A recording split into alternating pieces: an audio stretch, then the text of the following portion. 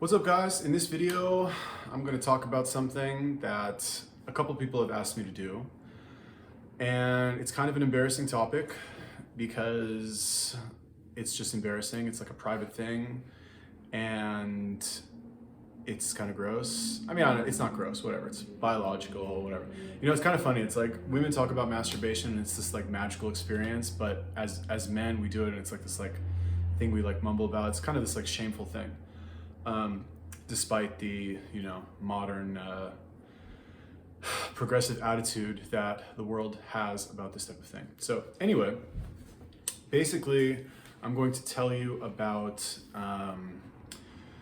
some experiences that I have had with semen retention and NOFAP and this very little, like not well-known tactic or method, I guess, called INJACULATION. So, semen retention. Let's talk about that first. So basically, semen retention is where you do not ejaculate as a man. You intentionally do not ejaculate. Now, there's a couple of ways of doing this. The first way to do it is with just NOFAP, right? Which is where you don't masturbate, you don't have sex, you're basically celibate, you're like a monk. And there's something called hard mode where like you don't even think any sexual thoughts and you don't touch your fucking dick and you just like don't do anything for 90 days to do like this hard reset. Now, I've never done that. I have had several month stretches without, ejaculating, no masturbation, no nothing. And what I've noticed is that, let's sneeze. Excuse me. What I've noticed is that the first like few weeks are really hard and then it just gets much easier. So I'm not sure if there is, it seems to be that there's some sort of like diminishing returns effect of not ejaculating for a certain period of time. I don't think it's good for your prostate, right? Like I think if you don't do it for too long, you will experience some sort of atrophy of certain body parts that are not being used, which I don't think is a good thing. So yeah, like semen retention, I think is a good thing overall, but I think there is an ideal way to do it, right? So this brings me to my next point, which is where you are either edging, or if you have a partner, you continue to have sex with your partner, but you do not ejaculate, right? So this is something that I did with one of my girlfriends for a very long time. The method is originally called Kareza, which is basically this like very slow type of sexual intercourse where essentially what you do is you stick your penis in the vagina basically, and there's not a lot of thrusting or pumping or movement. You kind of just like lay there in each other's arms and like caress each other, why it's called Kareza, which is Italian for caress, and hold each other, and that's basically what happens. Now, it's a very different experience. It's just different. It's kind of hard to explain. There's not a lot of urgency to it. You can kind of relax and take your time because you're not necessarily like you're not like chasing down that fucking orgasm. You know what I mean? Which is kind of nice. Not gonna lie, it's pretty cool actually. Not so easy to like explain that to a girl that like, hey, like here's what we're gonna do. But if she's down to try it, if she's on board, which most girls would be, I would assume, because girls are pretty experimental with that kind of thing. I think it is definitely something worth giving a shot. So anyway, the way that I did it, right? I originally read about this method before I moved to, well, anyway, whatever. I read about this method and I was physically apart from the girl that I was seeing at the time, and I talked to her and I was like, hey, listen, like there's this new thing I read about, I want to try it when we meet up again. And she's like, okay, fine, that's cool. I told her about it. She's like, yeah, that's cool, but like I'm still gonna have an orgasm. Like you don't have to, but I'm going to because I enjoy it. I was like, okay, cool, that's fair, right? It's really less about the girl and it's more about as a man being able to retain your own semen. So I was like, okay, cool, let's try it out. Now,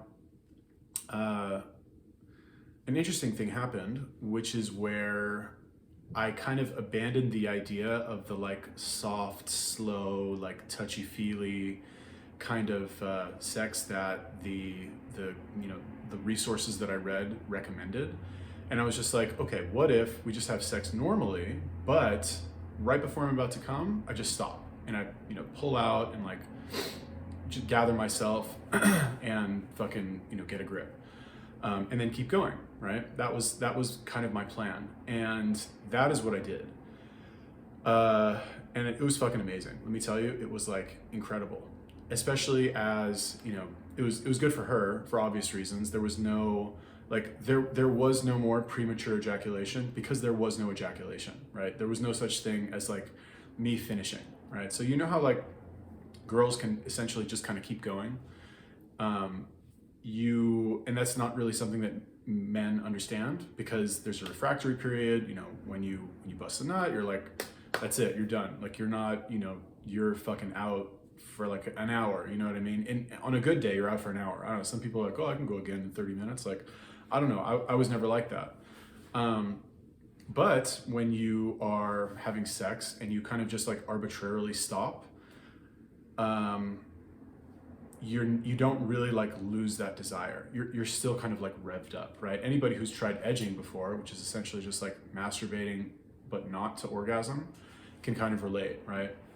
So what would happen is that, we would have sex or would start having sex, and anytime that I felt like I was close, I would pull out and I would flex my Kegel muscle if I had to, and I would just like stop, I would try to stop before like I felt anything, before passing the point of no return, they call it. And if I had to, I would just like flex my Kegel muscles like super hard and fucking force that shit back in there. And they got stronger over time, and eventually I got to the point where I was able to kind of overcome any spillage, let's call it. But that was after, months of doing this. But anyway, like I said, it was pretty cool for me because I could have sex at any time. I could go like literally, like not exaggerating, for hours, like actually for hours. It kind of became a joke that like we'd have like a quickie, and it would only be 45 minutes, right? And it would be anytime. Now, it was good, but also there was kind of a negative side to it, which was where, we'd be having sex and we would stop and she would just be like done, right? She'd be like I can't do it anymore. But because I had not experienced any sort of like release, I was still ready to go, you know what I mean? And it's usually reversed, right? Where the girl is like still ready to go, and it's the guy who's like, I'm done, like let me take a nap, we'll talk to you tomorrow. So that was that's a good problem to have, I would say. That's, better than the alternative, but that's just my experience.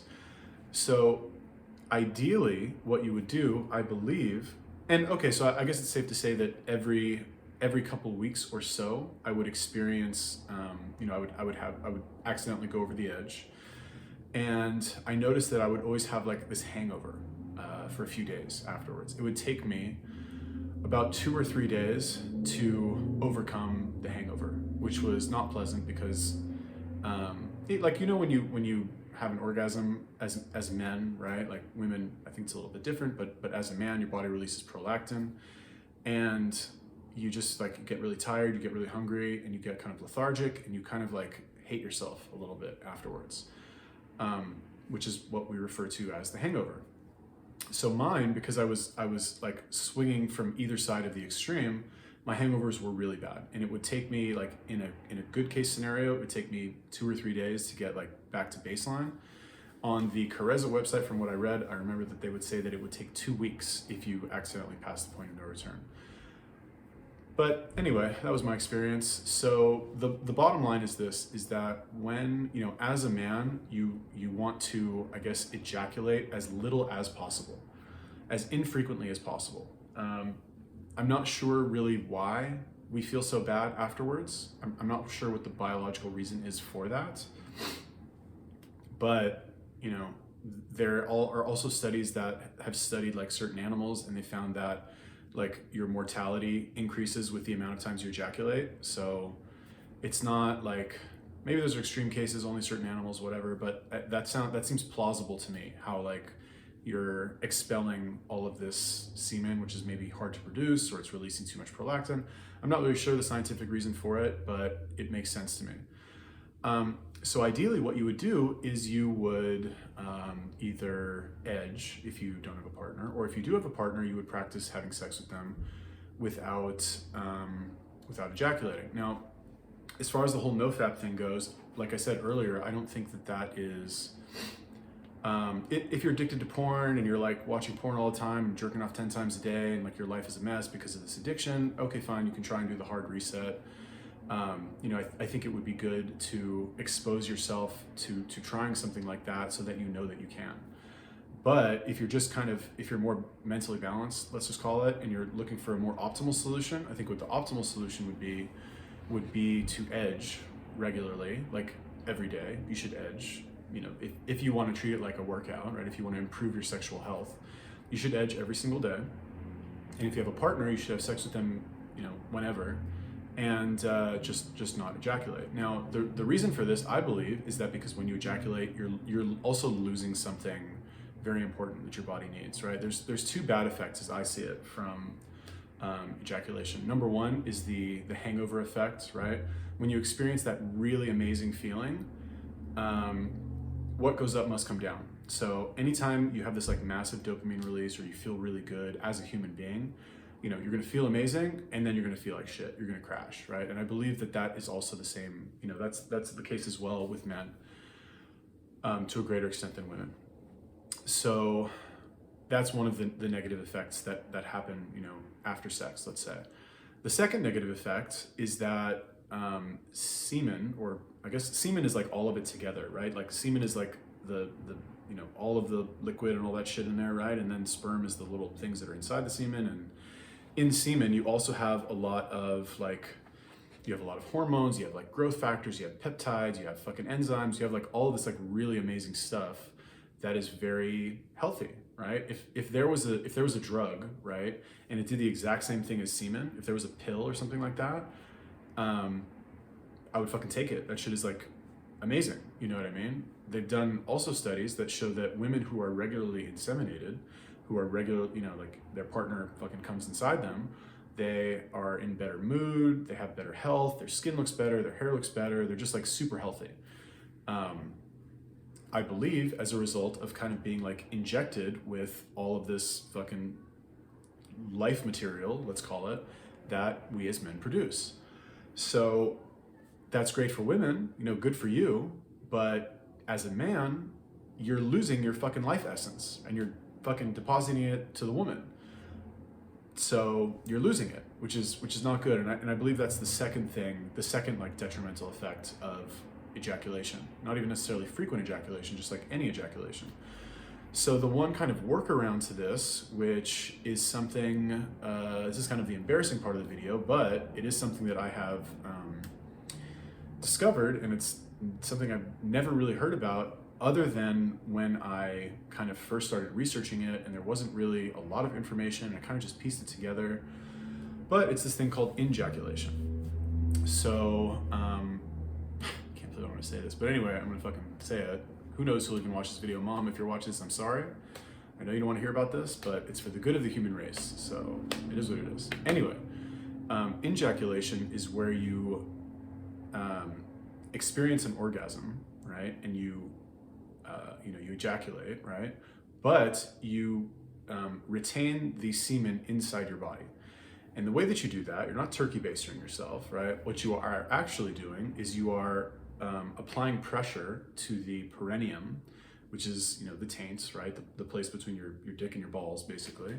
You're applying pressure there to, I want to say the vas deferens, or the fucking, whatever, one of the tubes that connects the prostate to the, the fucking tube that fucking your sperm comes out of, the urethra maybe? I don't know, you're applying pressure to that so that you are blocking, forcefully, physically, actually blocking the sperm or semen from coming out of your body. And then what ends up happening, as far as I understand, is that it kind of like, it flows back inside, like your body like pulls it back inside almost. And from what I recall, it goes into the bladder where it's reabsorbed into the body. So maybe some like goes back and gets back in the prostate. I'm not really sure. I think that's kind of like, it's like the prostate is up here and fucking goes down like this. and then you have your bladder here, and like another tube goes from the bladder to the fucking urethra. I'm not exactly sure how it works, but this is an ancient like Buddhist trick that the Buddhists used to do to, I don't know, maintain fucking stable energy or something like that. So anyway, this is something that I figured out how to do, and my experience is that this, like you can I've never done this with a girl, right? I've only done this, you know, by myself basically. You can experience an orgasm without the hangover, right? So it's kind of like the best of both worlds, where you can still, like, you know, if you need to get your mind off of fucking nonstop thinking about sex or thinking about girls or something like that, you can go fucking do your thing, and you will not, like, you'll still have the negative effects from the prolactin release and like the hangover from the high of the orgasm itself, but you won't experience what I think to be the more detrimental negative side effect, which is the hangover and the loss of, you know, all the effective like hormones and growth factors and all the like good shit that is actually in the semen itself.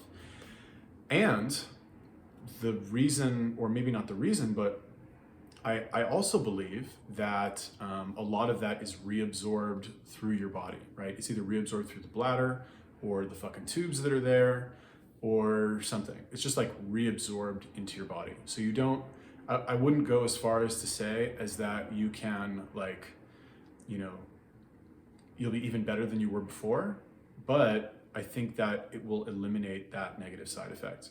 Now, does that mean that it's fucking good to masturbate and you should go fucking do it all the time and, like, you know, that there's no negative side effects to it? No, I don't think so. But I think it is, like, I discovered this years ago, and I have not like experienced any sort of real negative side effects from it. And there you go, and there you have it. So that is my opinion, I guess, on male sexual health. Never tried it with a girl. Usually when I'm with a girl, I'm kind of a little bit too in the moment, and I feel like being with a girl, well, except when I was with that girl that I was with, because that was my girlfriend at the time, and like I wanted to kind of learn the skill, so to speak.